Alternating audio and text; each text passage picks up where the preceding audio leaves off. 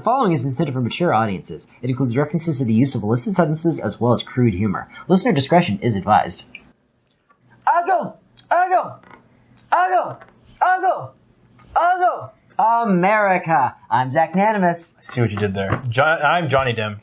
And today we are talking about the fact that there is a new video that contains 18 minutes of footage from the highly anticipated game, Rise of the Guardians, Last of the Rune Lord Makers. The Last Guardian. The Last Guardian. This one we've been anticipating for 5 years. I've been lamenting. Right. Because someone has been anticipating this game for 5 years. Yes. So for those of you who don't know, this is a game that comes from the same developers that made Shadow of the Colossus and Ico. We're coming to the fact that some people who are reviewing, who've touched the game and stuff like that, are noticing how similar it is to Shadow of the Colossus. And they're worried. They are worried now. Yeah. Yeah. Which I think, like, what was it, 2 years ago, I played Shadow of the Colossus for the first time, and I was like, this piece of crap. So there's a lot of worry coming out of these people now. They've been waiting 5 years for something like that. And there's a lot of fatigue in just waiting for it as well. Yeah, for 5 years. Yeah. Because the game doesn't look particularly deep. It doesn't look like there's a lot in it. It's not the same kind of thing that you would expect when you see a game like a new Final Fantasy with all of its sub-menus and scaling, experience systems and stuff like that. This is relatively sparse by comparison. Of course, there's also the fact that this isn't mainstream fare. Their stuff never is. Mm-hmm. This is not the next Call of Duty. But... Duty. You absolute glorious son of a gun! That got Cosby there. Yeah. Sorry if that triggered anybody. Get the microaggression in the pudding pop. The microaggression? The microaggression in the pudding pop. The pudding pop. This looks like it procedurally generates motion animations in the same way, which is everything that was wrong with the original game. When you're jogging and you need to jump over something, a curb, what have you, you parse out the distance in your mind, and then you prepare yourself for that jump. They put all of that preparation into a press of a button when they do these kinds of games. So the instant I want to jump, I don't jump, I go, huh! By the way, oh my god, in this video, you see that you had to get a lantern, and the puppy loves the lantern. Your guardian's a puppy. And it's a bird dog. Yeah, it loves the lantern. If you put it on a chain, it knows to like wrestle with it, and that pulls something. You can peg the dog with it, and it makes a tiny little. Oh. Yeah. Oh man. I'm going 1 out of 10 on that, just based on puppy abuse. He's got a name. I don't remember what it is. Alone in the world was a little bird dog. He actually is treated like a dog in that you have to ask him to do things. Yes. Like you would a dog. And so it doesn't always work like a dog. So you actually will have yourself, and what got a little frustrating for some people is actually you have to ask the bird dog, to do stuff repeatedly. And he doesn't always respond right away. And there's a lot of frustration. So it's almost like a puzzle in and of itself, trying to convince him to move on to the next area. I think the idea is that you'll build a rapport with the dog over time. I would hope. Yeah, I think that's an element of what's done there, and that sounds really interesting.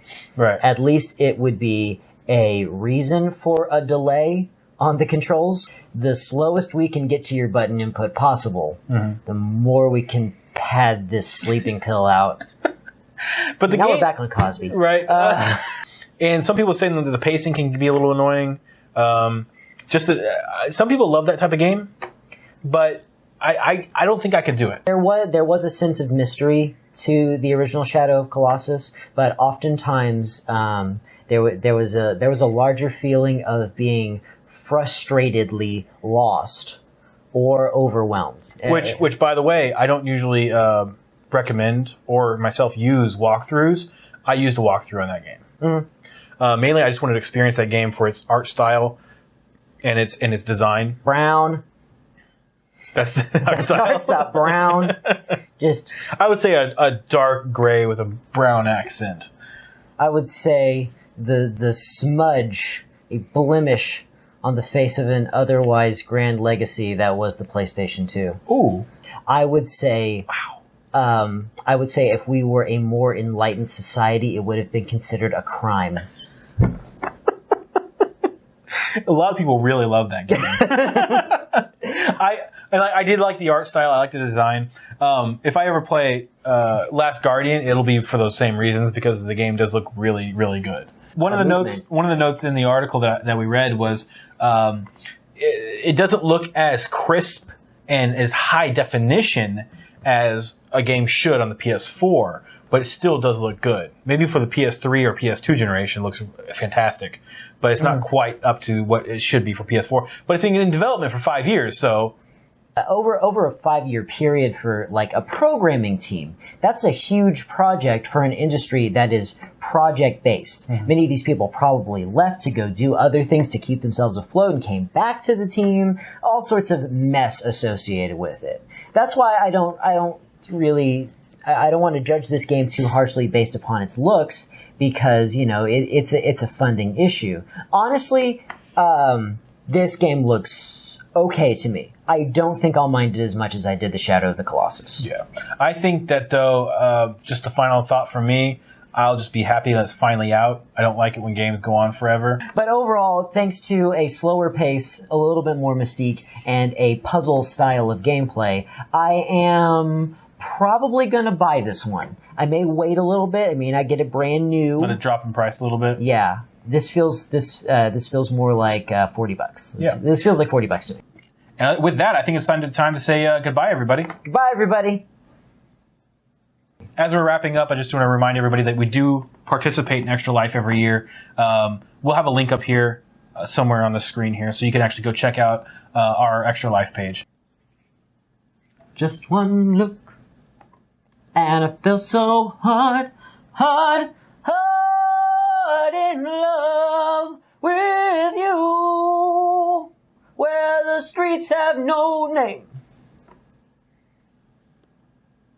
I wonder if I'm accurate enough that we'll get copyright struck. It's like, I heard that. Did you collide like 2 or 3 songs together? I don't know.